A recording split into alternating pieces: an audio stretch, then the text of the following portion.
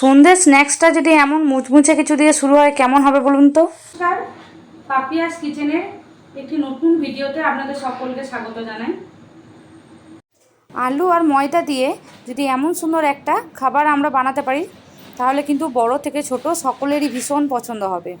এখানে আমি মেজারমেন্ট কাপের 1 কাপের মতো ময়দা নিয়ে নিয়েছি, 1 চামচের মতো তেল, 1 চামচের মতো কালো জিরে, সামান্য পরিমাণে নুন আর দিয়ে নিয়েছি 1 চামচের মতো জোয়ান।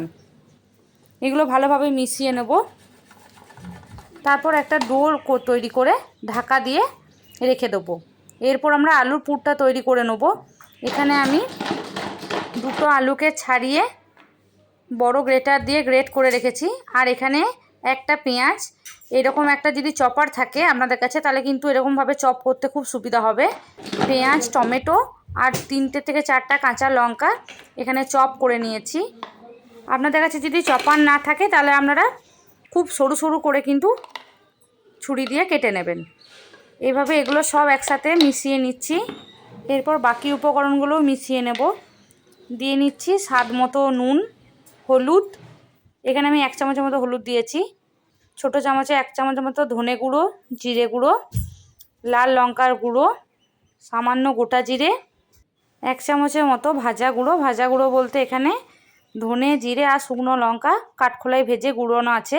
আর দিয়ে নিচ্ছি 1 চামচের মতো চাট মশলা। এই চাট মশলাটা কিন্তু আপনারা একদমই স্কিপ করবেন না। এই চাট মশলাটা দেওয়ার জন্য একটা দারুণ ফ্লেভারও আসবে আর খেতেও খুব টেস্ট হবে। এখানে কড়াইয়ে আমি তেলটা গরম হতে দিয়ে দিলাম। এরপরে ময়দার মধ্যে পুর ভরে রেডি করে নেব। এই যে দেখুন, আমি একটু ময়দা দিয়ে ভালোভাবে একটা বড় রুটির আকারে বেলে নিচ্ছি। একটু পাতলাও হবে, খুব একটা বেশি পাতলা হবে না, খুব একটা বেশি মোটাও হবে না, মিডিয়াম থিকনেসের মধ্যে রাখতে হবে। আর এই যে মাখিয়ে রাখা পুরটা এরপর ভালোভাবে চারিদিকে সমানভাবে মেলে নেব। যদি দেখেন উঠে উঠে আসছে, সামান্য হাতে একটু জল নিয়ে নেবেন, তারপর মেলে নেবেন। দেখবেন সুন্দরভাবে গোটা রুটিটাতেই ভালোভাবে মেলা যাচ্ছে। এরপর 2 হাত দিয়ে চেপে চেপে এইভাবে রোলের আকারে গড়ে নেব।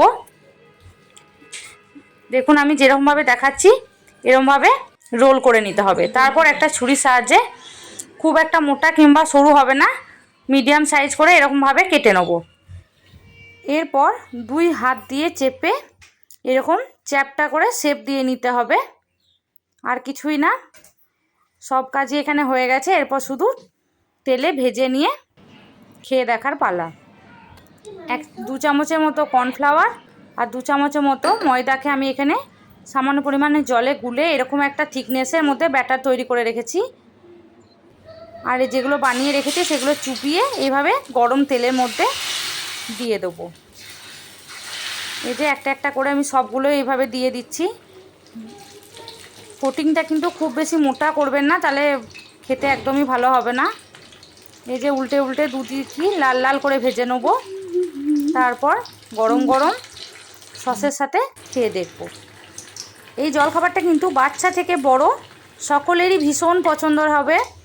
সন্ধ্যের সময় চায়ের সাথেই বলুন, কিংবা সকালবেলা ব্রেকফাস্টই বলুন, কিংবা বাচ্চাদেরকে টিফিন দেওয়াই বলুন, সব কিছুই কিন্তু একদম পারফেক্টভাবে দেওয়া যাবে।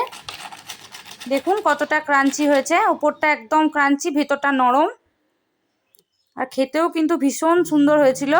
একবারের জন্য হলেও বাড়িতে বানিয়ে দেখুন, ভীষণ ভালো হয়।